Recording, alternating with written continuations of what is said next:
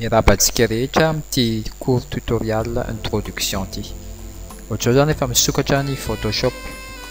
Misy fizarana eo amin'ny 5 eo ny fenêtre Photoshop iray. Ity amin'ny ankavia ity ny toolbox.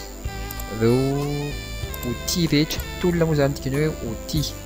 Amin'ny teny frantsay sy outils mifanesisesy eto ireo outils ilaintsika anaovana ny design.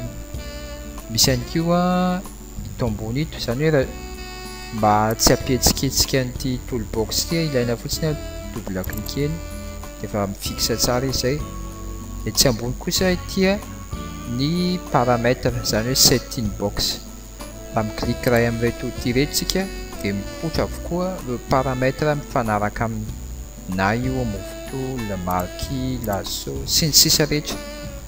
Ary etsy ambony kosa ny menu bar, le menu tahaka ny hoe file, edit, image, layer, type, select, filter. Ary etsy ankavanana no ahitantsika ireo panel izy amin'ny teny anglisy. Raha miditra ato amin'ny Windows isika ohatra action dia mipoitra ny action. Raha tsy ilaintsika io dia cliquena fotsiny dia masquer. Tahak'izay koa ohatra layers, calque izany cliquena fotsiny izy dia fermer.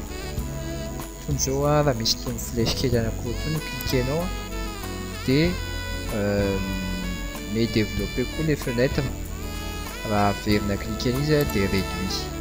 Etsy ambany eto kosa misy mini bridge sy ny timeline, fanampiny io amin'ity Photoshop CS6 ity.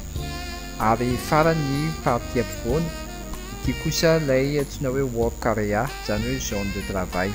Eto antsika rehetra no miasa, manokatra fichier, miéditer fichier.